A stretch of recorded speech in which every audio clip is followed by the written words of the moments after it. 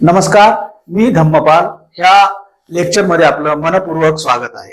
आज आपण अतिसंभाव्य प्रश्नाचा जो आपला दुसरा भाग आहे, जो 10 डिसेंबरची जी डिपार्टमेंटल PSI ची जी पूर्व परीक्षा आहे त्याच्यासाठी अतिशय महत्वाचा असलेला जो काही अतिसंभाव्य प्रश्नांचा भाग 2 आहे, तो आपल्या समोर आम्ही घेऊन येत आहोत.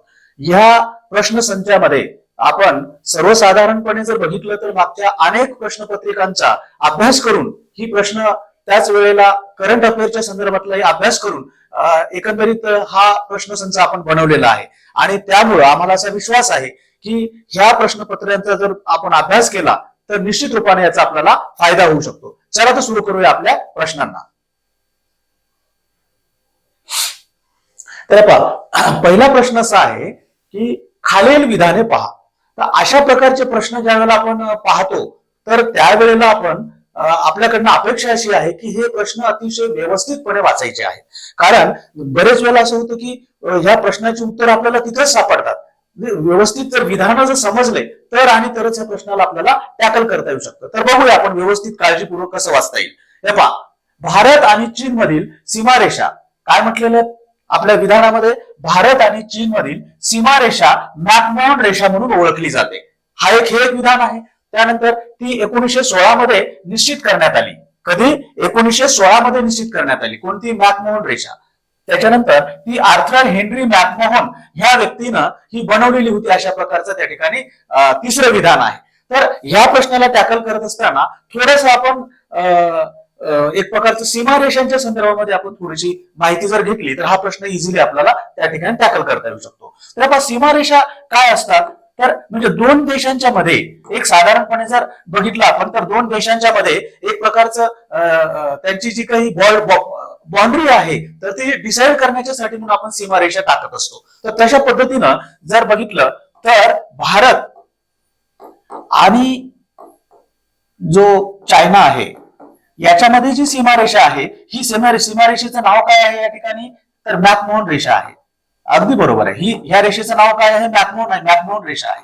आणि ह्या टाकणाऱ्या व्यक्तीचं नाव काय आहे? तर तो जो आहे या ठिकाणी म्हटलेला आर्थर हेनरी मॅकमोहन आहे. आर्थर हेनरी मॅकमोहन म्हणजे ह्या व्यक्तीनं काय केलेली आहे? ही जी सीमारेषा आहे भारत आणि चायनाच्या दरम्यानची तर ही टाकलेली आहे. आणि तिसरा जो मुद्दा आहे, हा व्यक्ती त्या ठिकाणी ब्रिटिशांच्या लष्करामध्ये त्या ठिकाणी मोठा अधिकारी होता. त्यानंतर यानं अनेक ठिकाणी डिप्लोमॅट म्हणून सुद्धा काम केलेलं आहे ब्रिटिश सरकारच्या दरम्यान त्यावेळेला. आता ही रेषा कधी टाकण्यात आलेली आहे? तर ही रेषा जी आहे 1914 ला टाकण्यात आलेली आहे. ही गोष्ट लक्षात घ्या.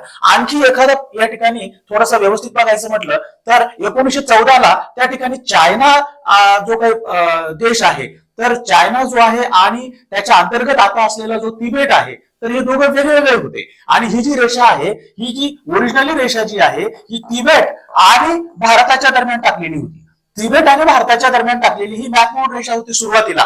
परंतु 1950च्या नंतर काय केलेलं आहे तर चायनानं काय केलेलं आहे? तिबेटला आपल्या घशामध्ये गिळंकृत केलेलं आहे. आणि नंतर मग काय म्हटलं जातं तर तिबेट चायनाचा भाग झाल्यानंतर मग ऑब्व्हियसली चायना आणि भारतामधली जी काही सीमारेषा आहे तर ती कोणती रेषा आहे? मॅकमोहन रेषा आहे. अशा पद्धतीने त्या ठिकाणी म्हटलं जातं. तर या माहितीच्या आधारावरती, या अभ्यासाच्या आधारावरती बघूया आपण या विधानापैकी काय काय बरोबर आहे आणि काय चूक आहे. तर बघा, या माहितीच्या आधारे आपल्याला सांगता येतं की भारत आणि चीनच्या दरम्यान त्या ठिकाणची सीमारेषा मॅकमोहन रेषा आहे का? तर हे बरोबर आहे. त्यानंतर पहा, ती रेषा 1916 ला निश्चित करण्यात आली आहे असं म्हटलेलं आहे.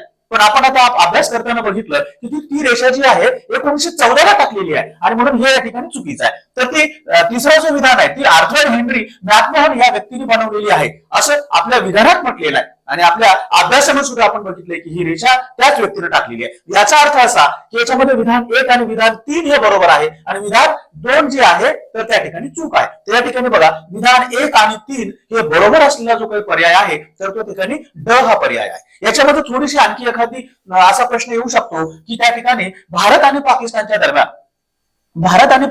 दरम्यान कोणती रेषा आहे? तर त्या ठिकाणी रेड क्लिफ नावाची रेषा आहे.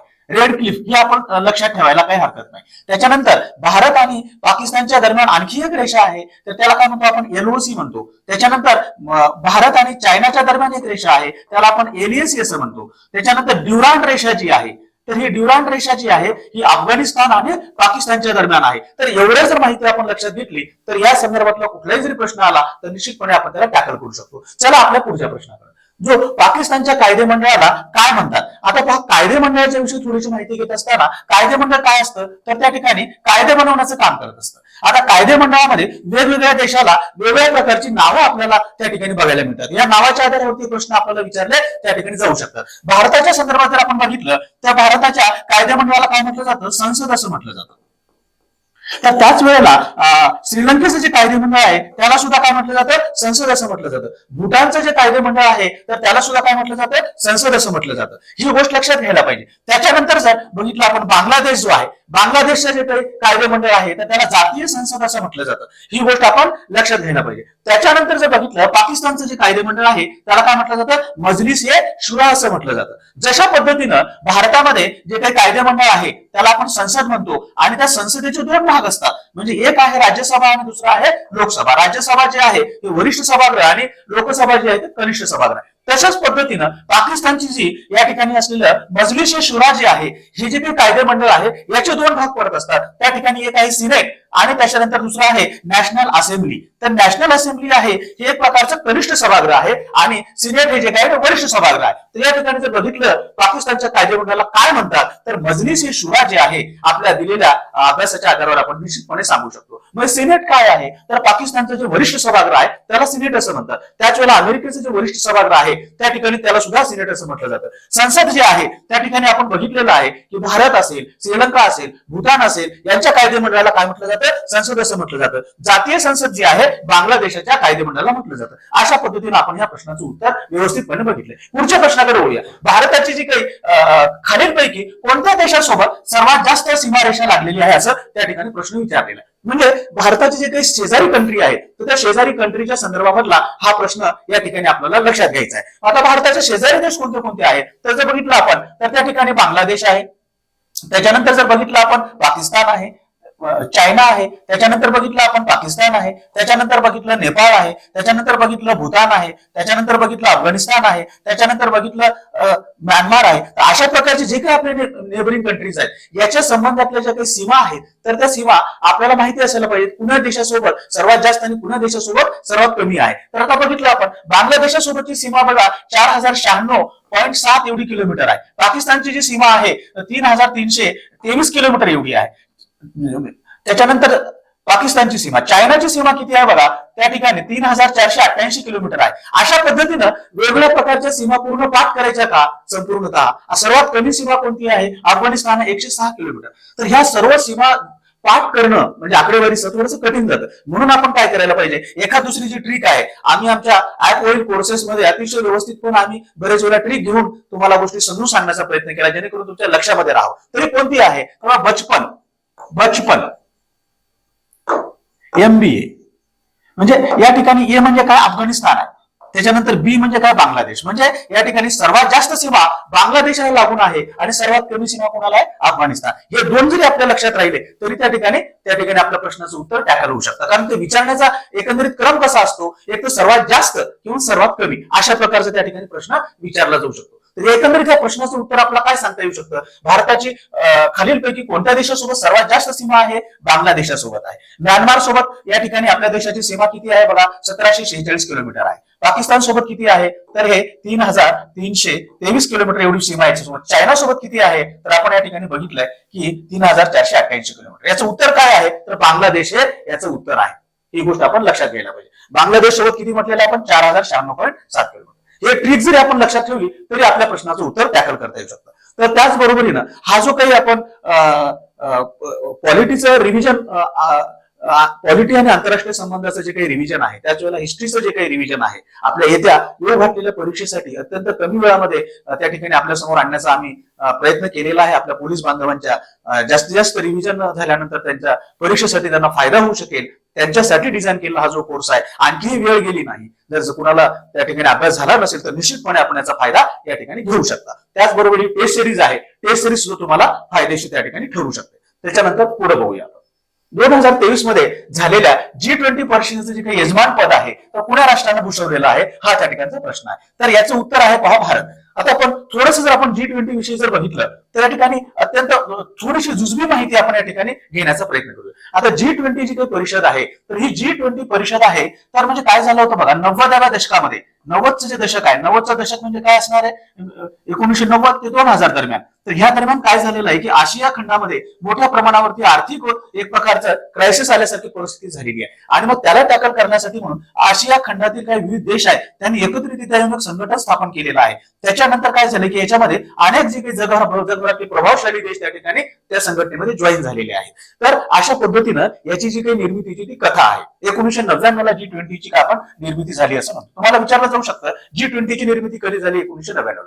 याची जी काही पहिली बैठक आहे ही पहिली बैठक कधी झालेली आहे तर 2008 मध्ये युनायटेड स्टेट्स ऑफ अमेरिकेमध्ये जे वॉशिंग्टन DC आहे या ठिकाणी याची पहिली बैठक झाली आपल्याला बघायला मिळते. त्यानंतर जर बघितलं याच्यासाठी भारतात मध्ये झालेली जी काही बैठक आहे तर ही बैठक कुठल्या क्रमांकाची आहे तर ही बैठक 18व्या क्रमांकाची आहे. 19व्या क्रमांकाची जी काही बैठक आता होऊ घातलेली आहे 2024 मध्ये तर ही 2024 मध्ये होऊ घातलेली बैठक ही कुठे होणार आहे तर ती ही ब्राझील मध्ये होणार आहे. ही गोष्ट आपल्या लक्षात असायला पाहिजे. भारताच्या अगोदर जी 17वी बैठक झालेली आहे तर ही कुठे झाली होती इंडोनेशिया या देशामध्ये झालेली होती. हे एवढी माहिती आपल्या लक्षात असायला पाहिजे. त्याच वेळेला ह्या संघटनेच्या मध्ये एकूण बघा 19 देश त्या ठिकाणी समाविष्ट आहेत. त्याच्यामध्ये दोन काय आहेत त्या ठिकाणी युनियन समाविष्ट आहेत म्हणजे एक युनियन दोन काय युनियन संघ आहेत. युनियन मध्ये एक आहे युरोपियन युनियन आणि दुसरा आहे आफ्रिकन युनियन.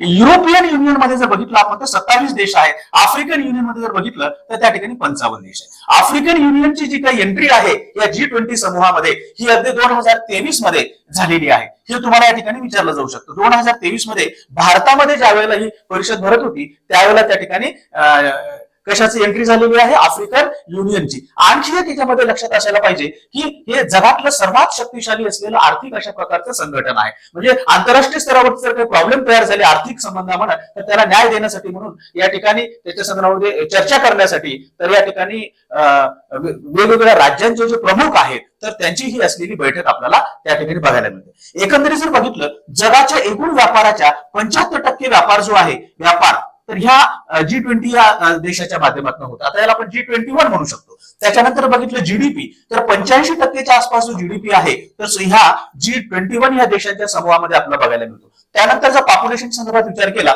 तर जगाच्या एकूण पॉप्युलेशनच्या 60% पेक्षा जास्त पॉप्युलेशन या G21 देशाच्या मध्ये आपल्याला बघायला मिळते. एकंदरीत एवढी माहिती जी काय आपण सांगितलेली आहे त्याच्यामध्ये एक आणखी ऍड करा की भारतामध्ये ज्यावेळेला ही मिटिंग होत होती त्यावेळेला दिल्लीमध्ये खास करून भारत मंडपम नावाचं जे काही एक स्ट्रक्चर आहे एक इमारत आहे तर ही इमारत भारतामध्ये खास करून या मिटिंगसाठी या ठिकाणी बोलावण्यात म्हणजे बांधण्यात आलेली होती. ही गोष्ट आपण लक्षात घ्यायला पाहिजे. अशा प्रकारे एवढी सगळी माहिती आपण G20 या परिषदेच्या संदर्भामध्ये घेतलेली आहे. तर G20चं जे काही यजमान पद आहे ते कोणाकडे आहे भारताकडे 2023 मध्ये आलेलं आहे. पुढच्या प्रश्नाकडे बोलूया. नेपाळचे जे काही राष्ट्राध्यक्ष आहेत हे कोण आहेत तर नेपाळचे राष्ट्राध्यक्ष जर बघितलं आपण रामचंद्र पौडेल हे नेपाळचे सध्याला राष्ट्राध्यक्ष आहेत. त्याच्यावर पुष्पकुमार दहल कोण आहेत तर नेपाळचे प्रधानमंत्री आहेत. ही गोष्ट आपण लक्षात घ्यायला पाहिजे. नारायण प्रकाश सौद हे कोण आहेत तर त्या ठिकाणी परराष्ट्र मंत्री नेपाळचे कोण आहेत नारायण प्रकाश सौद. त्याच्यामुळे याचं उत्तर काय असणार आहे तर पर्याय नंबर 2 रामचंद्र पौडेल. पुढच्या प्रश्नाकडे बोलूया. ग्रामपंचायतीचा सचिव खालीलपैकी कोण असतो तर आपण एक लक्षात घ्यायला पाहिजे की संस्था म्हणजे पंचायतीच्या ज्या काही संस्था आहेत पंचायतीच्या संस्था आणि त्याचे जे काही सचिव अशा मधला हा प्रश्न आहे. त्याच्यामुळे ग्रामपंचायतीचा सचिव कोण असतो असं विचारलेलं. मग आता सर्वात जी खालच्या स्तराची संस्था कोणती आहे ग्रामपंचायत. तर ग्रामपंचायतीचा सचिव कोण असतो तर त्या ठिकाणी कोण असतो ग्रामसेवक असतो. तर हे या ठिकाणी आपण लक्षात घ्यायला पाहिजे. त्यानंतर जर बघितलं तर ग्रामपंचायतच्या अंतर आहे पंचायत समिती. पंचायत समितीचा जो काही सचिव असतो तर त्याला आपण काय म्हणत असतो BDO किंवा त्याला आपण काय म्हणत असतो ब्लॉक डेव्हलपमेंट ऑफिसर किंवा गट विकास अधिकारी असं त्याला म्हणत असतो. त्यानंतर पहा जिल्हा परिषदेचा जे काही त्या ठिकाणचा जो सचिव असतो तो कोण असतो उपमुख्य कार्यकारी अधिकारी असतो. ही गोष्ट आपण लक्षात घ्यायला पाहिजे. म्हणजे याच्यापैकी कुठेही आपल्याला प्रश्न त्या ठिकाणी विचारला जाऊ शकतो. मग सरपंच काय आहे तर सरपंच एक प्रकार म्हणजे राजकीय प्रमुख आहे गावच्या ठिकाणची जी काही ग्रामपंचायत आहे त्याचा कोण सरपंच आहे. सरपंचाचं कार्य काय आहे तर त्या ठिकाणी तो ग्रामसभेच्या मिटिंगा बोलवतो ग्रामपंचायतीच्या मिटिंगा बोलवतो आणि त्याचा अध्यक्षस्थान वगैरे घोषवतो. त्याच वेळेला तो काय करत असतो तर एकंदरीत जे काही अर्थसंकल्प आहे गावचा तर तो गावचा अर्थसंकल्प त्या ठिकाणी काय करत असतो, त्या ठिकाणी बनवण्याचं काम सुद्धा कोण करत असतो, सरपंच करत असतो. आणि जर सरपंच नसेल तर त्या ठिकाणी त्याची जबाबदारी कोण करत असतो, उपसरपंच करत असतो. आता बघा, आणि ग्रामसेवकाच्या बाबतीमध्ये आणखी आपला एक मुद्दा सांगता येऊ शकतो की याच्या कार्यामध्ये, की जशा पद्धतीनं हा सचिव असतो तर त्या सचिवाचं काम काय आहे, तर तो दैनंदिन जे काही कामकाज आहे जिल्हा आपलं ग्रामपंचायतीचं दैनंदिन कामकाज कोण पाहत असतो, तर त्या ठिकाणी तो ग्रामसेवक पाहत असतो. मग तुम्हाला असं विचारलं जाऊ शकेल की ग्रामसेवकाची जी काही निवड आहे तर ती कुणामार्फत होते, तर जिल्हा निवड मंडळ जे आहे तर त्या जिल्हा निवड मंडळाच्या माध्यमातून काय होते, ग्रामसेवकाची त्याची निवड होते. आणि नियुक्ती कोण करत असतो, तर तो चीफ एक्झिक्युटिव्ह ऑफिसर जिल्हा परिषदेचा जो म्हणजे काय मुख्य कार्यकारी अधिकारी त्या ठिकाणी करत असतो. तलाठीच्या बाबतीमध्ये आपल्याला काय म्हणता येऊ शकतं, तर तलाठी जो काही आहे तर त्याचा संबंध हा महसूल डिपार्टमेंटशी आहे. त्याचा संबंध ग्रामविकासनाशी किंवा पंचायत राज व्यवस्थेच्या याच्याशी आपल्याला त्या ठिकाणी संबंध बघायला मिळत नाही. तलाठी जो काही आहे तर तलाठी जो आहे तर तो महसूल प्रशासनाचा गावच्या स्तराचा सर्वात कनिष्ठ अधिकारी आपण त्याला म्हणू शकतो. अशा प्रकारे जर बघितलं, ग्रामपंचायतीचा सचिव खालीलपैकी कोण असतो, तर तो ग्रामसेवक असतो. हे आपलं उत्तर पर्याय क्रमांक 3 आहे. पुढच्या प्रश्नाकडे आपण जाऊया. ग्रामपंचायतीचे सरपंच आपल्या पदाचा राजीनामा खालीलपैकी कोणाकडे देतात. म्हणजे याचा अर्थ असा, या प्रश्नात काय विचारलंय की राजीनामा कोण कोणाकडे देतो. जर आपण असं बघितलं, राजीनामा आणि तो कुणाकडे देतो, म्हणजे पद आणि तो राजीनामा कुणाकडे देतो, अशा पद्धतीचा एक प्रकारचा आपण चार्ट तयार केला तर आपल्याला काय लक्षात येतं की समजा सदस्य असतील, म्हणजे ग्रामपंचायतीचे सदस्य असतील, सदस्य आहेत आणि उपसरपंच आहे, हे कुणाकडे राजीनामा देतात, तर सरपंचाकडे देतात, बरं का. आणि जो सरपंच आहे हा राजीनामा कोणाकडे देत असतो, तर त्या ठिकाणी पंचायत समितीचे जे काही सभापती आहेत तर त्या पंचायत समितीच्या सभापतीकडे राजीनामा देत असतो. पंचायत समितीच्या सभापतीकडे राजीनामा कोण देत असतो, सरपंच देत असतो. मग आपण तालुक्याच्या लेवलला येऊ. तालुक्याच्या लेवलला जर आलं तर त्या ठिकाणी आपल्याला काय बघायला मिळतं, पंचायत समितीचे जे काही सदस्य आहेत तर हे सदस्य कुणाकडे, आणि पंचायत समितीचा उपसभापती हा कुणाकडे राजीनामा देतो, तर पंचायत समितीच्या त्या ठिकाणी सभापतीकडे राजीनामा देत असतो. कोण, पंचायत समितीचे सदस्य आणि पंचायत समितीचा उपसभापती पंचायत समितीच्या सभापतीकडे राजीनामा देत असतो. मग पंचायत समितीचा जो काही सभापती आहे हा कुणाकडे राजीनामा देतो, तर तो जिल्हा परिषदेच्या अध्यक्षाकडे राजीनामा देतो. एक गोष्ट लक्षात घ्या, आता जिल्हा परिषदेचा अध्यक्ष जो काही आहे हा कोणाकडे राजीनामा देतो, तर तो विभागीय आयुक्त जो असतात त्यांच्याकडे तो राजीनामा देत असतो. अशा पद्धतीने जर आपण बघितलं तर एकंदरीत सर्व जे काही आपले राजीनामाच्या संदर्भातले जे काही इश्यूज आहेत सर्व आपले क्लिअर होऊ शकतात. याच्यातनं आपल्याला व्यवस्थितपणे कुठलाही प्रश्न टॅकल करता येऊ शकतो. म्हणून या प्रश्नाचं उत्तर काय आहे, ग्रामपंचायतीचे सरपंच आपला राजीनामा खालील कुणाकडे देतात, तर पंचायत समितीच्या सभापतीकडे देतात. ही गोष्ट आपण या ठिकाणी लक्षात घ्यायला पाहिजे. पुढच्या प्रश्नाकडे जाऊया आपण. पंचायत समितीची स्थापना खालीलपैकी कोणत्या अधिनियमाच्या आधारे झालेली आहे, तर बघा, पंचायत समितीची आणि जिल्हा परिषदेची जी काही स्थापना झालेली आहे तर त्याच्यासाठीचा जो काही कायदा आहे कोणता आहे, महाराष्ट्र जिल्हा परिषद व पंचायत समिती अधिनियम 1961.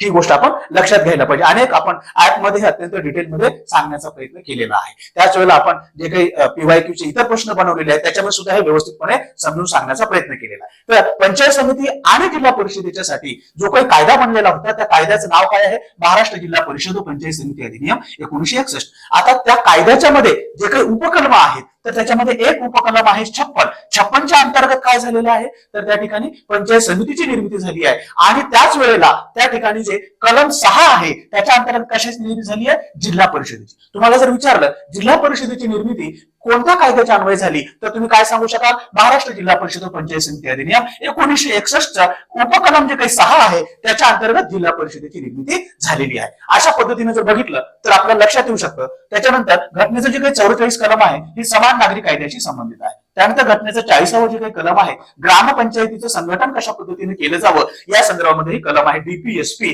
याच्यामध्ये हे कलम या ठिकाणी सांगितलेलं आहे. त्याच्यानंतर जर बघितलं तर आपण ह्या आपल्या प्रश्नाचं जे काही उत्तर आहे, पंचायत समितीची स्थापना खालीलपैकी कोणत्या अधिनियमाच्या आधारे करण्यात येते, याचं उत्तर आहे नंबर 1 महाराष्ट्र जिल्हा परिषद व पंचायत समिती अधिनियम 1961 कलम नंबर 56. त्याच्यानंतर पुढच्या प्रश्नाकडे आपण वळूया. सरपंच परिषदेबद्दल खालीलपैकी आपले कोणते विधाने बरोबर आहेत असं त्यांनी म्हटलेलं आहे. तर सरपंच परिषद जर आपण थोडंसं जर बघितलं तर सरपंच परिषद जी काही आहे तर हे एकंदरीत जर बघितलं आपण तर सरपंच परिषद जी आहे तर पंचायत समितीच्या क्षेत्रामध्ये स्थापन केली जाते. कुठल्या पंचायत समितीच्या क्षेत्रामध्ये जे काही सरपंच असतात तर त्या सरपंचांचं ते काय एकंदरीत त्या ठिकाणी काय आहे ती समिती आहे.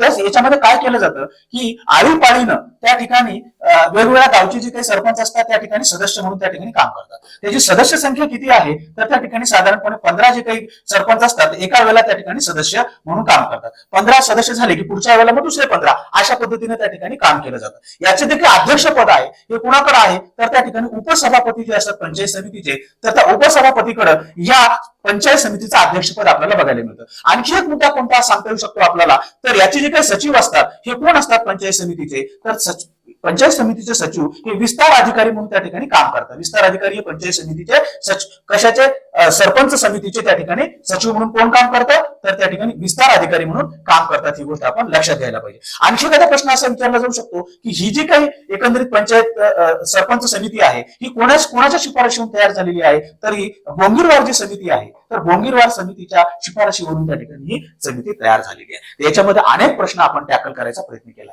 या माहितीच्या आधारावर आपल्याला काय सांगता येतं तर बघ बोंगीरवार समितीच्या शिफारशीवरून ही परिषद स्थापन करण्यात आली. नंबर 1 अगदी बरोबर आहे. याचा अध्यक्ष पंचायत समितीचा उपसभापती असतो अगदी बरोबर आहे. यामध्ये 15 सदस्य असतात अगदी बरोबर आहे. आणि म्हणून याच्यामध्ये पर्यायी उत्तरामध्ये आपल्याला काय सांगता येईल वरीलपैकी सर्व विधाने त्या ठिकाणी बरोबर आहे. त्याच्यानंतर पुढे जाऊया.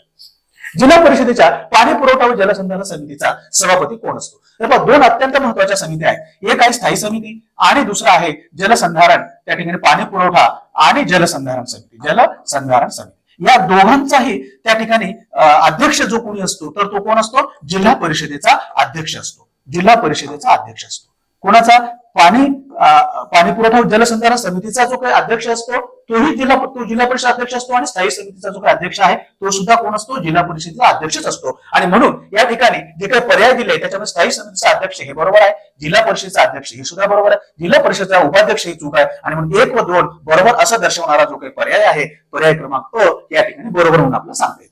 खालीलपैकी कोणता दिवस हा पंचायत राज दिवस म्हणून त्या ठिकाणी साजरा केला जातो. आता बाबा पंचायत राज दिवस म्हणून म्हटलं की त्या ठिकाणी म्हणजे पंचायत व्यवस्था कधी लागू झाली तो दिवस. आता कधी लागू झाली आहे तर या ठिकाणी जर बघितलं आपण थोडक्यामध्ये तर काय लक्षात येतं आपल्याला की सर्वसाधारणपणे की म्हणजे एलएम सिंघवी कमिटी जी आहे एलएम सिंघवी कमिटी 1986 ला स्थापन झाली. या कमिटीनं 87 ला आपला रिपोर्ट दिला. त्यानंतर राजीव गांधीनं काय केलंय बघा 1989 मध्ये त्या ठिकाणी काय केले 64व आणि 65व बिल त्या ठिकाणी तयार करून कशामध्ये संसदेमध्ये त्यांनी ते सादर केलेलं आहे. आणि 1989 मध्येच काय झालेलं आहे पहा या ठिकाणी लोकसभेमध्ये हे बिल काय झाले पास झालेलं आहे परंतु राज्यसभेमध्ये हे बिल त्या ठिकाणी पास होऊ शकलं नाही राज्यसभेमध्ये आणि म्हणून या ठिकाणी पुढे कायदा बनू शकला नाही. त्याच्यानंतरच दुसऱ्या स्टेपमध्ये काय आले पहा व्हीपी सिंग आले. व्हीपी सिंग आल्यानंतर मुख्यमंत्री 2 दिवसाची परिषद हे आपण लक्षात ठेवायला पाहिजे. यांनी त्या ठिकाणी भरवून एकमत या ठिकाणी घटना दुरुस्तीसाठी घालण्याचा प्रयत्न केला पण त्याच्यामध्ये यशस्वी त्या ठिकाणी एकंदरीत त्या ठिकाणी असा प्रयत्न केला एकमत होण्याचा परंतु एकमत झाल्यानंतर त्या ठिकाणी संसदेमध्ये ही बाब मांडण्याच्या अगोदरच त्या ठिकाणी काय झालं यांचं सरकार पडलेलं आहे. त्याच्यानंतर बघा आपले जे चंद्रशेखरच्या काळामध्ये या संदर्भात काही कार्य झाले नाही. त्याच्यानंतर पीव्ही नरसिंहराव आहे. पीव्ही नरसिंहरावने काय केलेलं आहे 1991 मध्ये या ठिकाणी काय केलेलं आहे बघा 72वी आणि 73वी घटना दुरुस्ती संसदेमध्ये दाखल केलेली आहे. आणि मग नंतर बघा 1991 ला दाखल केलेली जी काही घटना दुरुस्ती विधेयक जे आहे तर त्या ठिकाणी 1992 मध्ये त्या ठिकाणी काय केले बघा डिसेंबर म्हणजे 22 डिसेंबर आणि 23 डिसेंबर 22 डिसेंबरला लोकसभेमध्ये पास झाले 23 डिसेंबरला राज्यसभेमध्ये पास झालेला आहे. आणि म्हणजे या ठिकाणी राष्ट्रपतीकडे त्या ठिकाणी सहीसाठी गेलेलं आहे. ते राष्ट्रपतीने सही कधी केलेली आहे तर राष्ट्रपतीनं जी काही सही केलेली आहे तर ती कधी 20 एप्रिल बरं का 20 एप्रिल 1993 ला सही केलेली आहे. म्हणजे कायद्यामध्ये रूपांतर कधी झालं 20 एप्रिल 1993 ला झालेलं आहे. आणि त्या ठिकाणी ही लागू कधी झाली आहे 24 एप्रिल 1993 ला. म्हणजे 24 एप्रिल 1993 हा जो काही दिवस आहे हा काय कशासाठी आहे पंचायत व्यवस्था भारतामध्ये लागू होण्यासाठीचा दिवस आहे. ही गोष्ट आपण लक्षात घ्यायला पाहिजे. मग 1993 पासूनच पंचायत राज दिवस साजरा झाला का तर त्याचं उत्तर नाही. मग कधीपासून साजरा झाला ज्या वेळेला आपल्या युपीए सरकारच्या सेकंड रिजिम मध्ये म्हणजे 2009 पासून 14 पर्यंत मनमोहन सिंगांचं जे सरकार होतं त्यामध्ये 2010 मध्ये म्हणजे कधी 2010च्या 24 एप्रिलला सरकारने काय डिक्लेअर केलेला आहे पंचायत राज दिवस डिक्लेअर केलेला आहे 24 तारखेला. ही गोष्ट आपण लक्षात घ्या. असा प्रश्न विचारला जाऊ शकतो की पंचायत राज जो काही दिवस आहे कधीपासून साजरा झाला, तर 2010 पासून साजरा व्हायला लागला. तर संपूर्ण आपण इतिहास बघितलेला आहे. घटना दुरुस्तीच्या संदर्भातलं 73व्या घटना दुरुस्तीनं कसलाही प्रश्न विचारला तर याच्या बाहेर तुम्हाला जाऊ शकणार नाही. अशा पद्धतीने जर उत्तर बघितलं तर या ठिकाणी 24 एप्रिल हे उत्तर आहे. पुढे जर आपण बघितलं 73वी घटना दुरुस्तीची अंमलबजावणी करणारं पहिलं राज्य खालील प्रकारे कोणतं बघा. हे पंचायत राज व्यवस्था लागू पंचायत राज संदर्भामध्ये एक गोष्ट लक्षात घ्या की एक तर आहे म्हणजे 73वी घटना दुरुस्ती होण्याच्या पूर्वी आणि दुसरा आहे 73वी घटना दुरुस्तीच्या नंतर. अशा प्रकारे दोन पार्ट येतात म्हणजे पंचायत राज व्यवस्था लागू करण्यासाठीचे. तर बघा पूर्व म्हटलं की काय आहे त्या ठिकाणी एक तर म्हणजे बलवंतराय मेहता कमिटी त्याच्या शिफारशीनुसार, त्याच्यानंतर अशोक मेहता कमिटीच्या शिफारशीनुसार. बघा अशोक मेहता कमिटीचं फारसं पुढे काही चाललं झालं नाही कारण का सरकार जनता पक्षाचं निघून गेलं. ही जनता पक्षानं स्थापन केली कमिटी होती. मग बलवंतराय मेहता कमिटीच्या आधारावरती अनेक राज्यांनी काय केलेलं आहे त्या ठिकाणी तशा प्रकारची व्यवस्था पंचायत राज व्यवस्था त्रिस्तरीय इस्टॅब्लिश करायचा प्रयत्न केलेला आहे. त्याच्यामधलं पहिलं राज्य म्हणून आपल्याला काय म्हणता येईल तर राजस्थान आहे. राजस्थान मधील नागौर या ठिकाणी स्वतः प्रधानमंत्री त्या ठिकाणी पंडित नेहरूच्या हस्ते पंचायत राज व्यवस्थेचं उद्घाटन झाले. पहिलं राज्य कोणतं आहे राजस्थान, त्याच्यानंतर दुसरं कोणतं आहे आंध्र प्रदेश आहे, त्याच्यानंतर 9वं राज्य कोणतं आहे तर ते महाराष्ट्र आहे. म्हणजे जर प्रश्न तुम्हाला असा विचारला की पंचायत राज व्यवस्था म्हणजे लागू कधीपासून सुरुवात झाली तर त्या ठिकाणी याचं उत्तर आपल्याला काय सांगता येऊ शकतं म्हणजे त्याच्यामधलं पहिलं राज्य कोणतं आहे पंचायत राज व्यवस्था लागू केलेलं पहिलं राज्य कोणतं आहे तर राजस्थान आहे, दुसरं कोणतं आहे आंध्र प्रदेश आहे, 9वं कोणतं आहे महाराष्ट्र आहे. पण प्रश्न काय विचारलाय तर 73वी घटना दुरुस्तीची अंमलबजावणी करणारं राज्य कोणतं आहे तर याच्यामध्ये हे येणार नाही.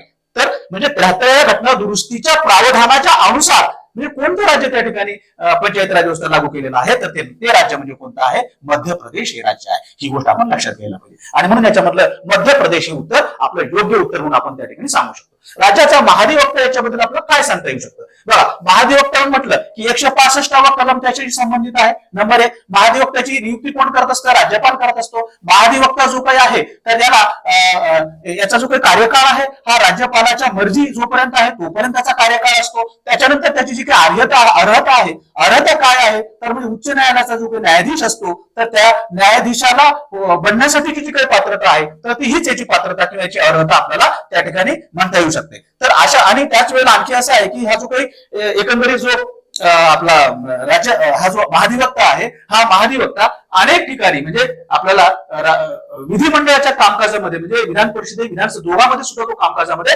सहभागी होऊ शकतो. या माहितीच्या आधारे आपल्याला काय सांगता येऊ शकतं याची नियुक्ती राज्यपालाद्वारे होते. बरोबर आहे. उच्च न्यायालयाचा न्यायाधीश म्हणून नियुक्ती होण्यासाठी त्याची पात्रता असली पाहिजे हीच त्याची काय अर्हता आहे हे सुद्धा बरोबर आहे. राज्यपालाची मर्जी असेपर्यंतच तो पदावरती राहू शकता हे बरोबर आहे. महाधिवक्ता पदाचा कार्यकाळ 5 वर्षाचा असतो हे चुकीचं आहे आणि म्हणून या ठिकाणी 1, 2, 3 हे जे काय आहे तर त्या ठिकाणी बरोबर आहे. आणि काय म्हटलंय कोणते विधान बरोबर नाही म्हटलंय तर नाही असलेलं विधान महाधिवक्ता हे या ठिकाणी बरोबर. खालीलपैकी कोणतं विधान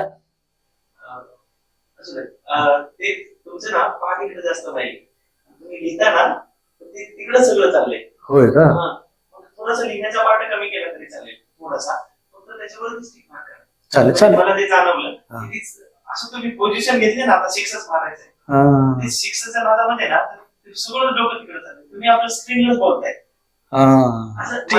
ठीक आहे चालेल नाही काय लिहिण्याचा पाठ कमी करा इकडे चालतं सॉरी हा चला खालीलपैकी बरोबर विधान कोणतं आहे अशा प्रकारचा आपला प्रश्न आहे. आता राज्यपालाच्या संदर्भामध्ये आपल्याला काय म्हणता येऊ शकतं राज्यपालाच्या संदर्भात थोडीशी जर आपण माहिती घेतली तर राज्यपाल जो आहे हा काय असतो राज्याचा प्रमुख असतो. राज्याचा प्रमुख कोण असतो तर त्या ठिकाणी तो राज्यपाल असतो. राज्याचा प्रमुख असं त्याला म्हटलं जातं. त्याच वेळेला पहा राज्यपालाची नियुक्ती कोण करत असतो त्या ठिकाणी राष्ट्रपती करत असतो. राज्यपाल जो आहे राष्ट्रपतीचा त्या ठिकाणी राज्यामधला प्रमुख असतो. तर जे आपण राज्यपाला संदर्भात सांगू शकतो. तर मग आपण या ठिकाणी बघा की आपल्या उत्तरामध्ये काय सांगितलेलं आहे की राज्यपाल हा राज्याचा प्रमुख असतो हे बरोबर आहे. राज्यपाल हा सरकारचा प्रमुख असतो का तर नाही. सरकारचा प्रमुख कोण असतो तर त्या ठिकाणी सरकारचा जो कोणी प्रमुख असतो त्याला आपण काय म्हणत असतो राज्याच्या स्तरावरती मुख्यमंत्री असं म्हणत असतो. राज्यपाल हा राज्याचा व सरकार दोघांचाही प्रमुख असतो का कारण राज्याचा प्रमुख राज्यपाल आहे सरकारचा प्रमुख जर समजा त्या ठिकाणी मुख्यमंत्री असेल तर दोघांचा प्रमुख कसा काय होईल त्याच्यामुळे हे सुद्धा चुकीचं आहे. राज्यपाल हा जनतेतून निवडून येतो का आपण आपल्या एक्सप्लेनेशन मध्ये काय सांगितलंय की तो राष्ट्रपतीच्या द्वारे नियुक्त असतो आणि म्हणून हे सुद्धा या ठिकाणी चुकीचं आहे. मग बरोबर कोणतं आहे तर राज्यपाल हा राज्याचा प्रमुख असतो हे पर्याय अगदी बरोबर आहे. पुढच्या प्रश्नाकडे आपण बोलूया. मुंबई उच्च न्यायालयाचे मुख्य न्यायमूर्ती या ठिकाणी कोण आहे? मुंबई उच्च न्यायालयाच्या संदर्भात आपल्याला काय सांगता येतं की भारतातले जे अत्यंत जुने जे काही न्यायालय आहे त्याच्यापैकी एक न्यायालय कोणतं आहे? मुंबई उच्च न्यायालय. 1862 मध्ये याची स्थापना झालेली आपण त्या ठिकाणी पाहतो. आता उच्च न्यायालयाच्या संदर्भामध्ये आपल्याला काय म्हणता येईल पहा, हे दोन टाईपच्या गोष्टी आहेत त्याच्यामध्ये. एक आहे की याच्यामधले जे काही न्यायमूर्ती आहेत किंवा याची न्यायमूर्ती आहेत आणि दुसरे मुख्य न्यायमूर्ती आहे, यांची नियुक्ती कशी होत असते? तर बघा, न्यायमूर्तीची जी नियुक्ती होत असते त्याच्यामध्ये बघा राष्ट्रपती त्याची नियुक्ती करत असतो आणि याला शपथ कोण देत असतो? त्या ठिकाणी राज्यपाल त्या ठिकाणी शपथ देत असतो. एक गोष्ट आपण लक्षात घ्यायला, नियुक्ती कोण करतो? राष्ट्रपती करतो, राज्यपाल त्याला शपथ देतो. आणि मग राष्ट्रपती नियुक्ती करत असताना काय करत असतो? तर त्या ठिकाणी चीफ जस्टिस ऑफ इंडिया यांचा राय घेतो. त्या संबंधित राज्याचे काही राज्यपाल आहेत त्यांचा राय घेतला जातो आणि त्याच वेळेला त्या संबंधित उच्च न्यायालयाचे जे मुख्य न्यायमूर्ती आहेत त्याचंही त्या ठिकाणी राय घेतलं जातं. म्हणजे सर्वसाधारण जे काही न्यायाधीश आहेत उच्च न्यायालयामधले त्याची नियुक्ती करत असताना राष्ट्रपती काय करतात? चीफ जस्टिस ऑफ इंडिया, त्यानंतर त्या संबंधित राज्याचे राज्यपाल आणि त्या संबंधित राज्याच्या उच्च न्यायालयाचे मुख्य न्यायमूर्ती या तिघांचा विचार घेऊन त्या ठिकाणी नियुक्ती करत असतात. आणि त्या राज्याच्या उच्च न्यायालयाचे मुख्य न्यायमूर्ती याची जर नियुक्ती करायची असेल तर राष्ट्रपती कशा पद्धतीने करतात?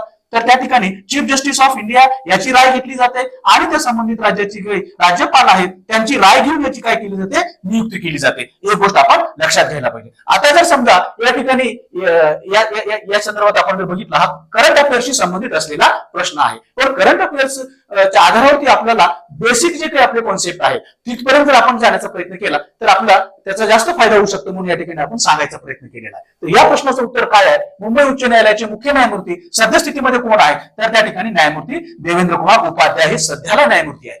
न्यायमूर्ती दीपांकर दत्ता कोण आहेत?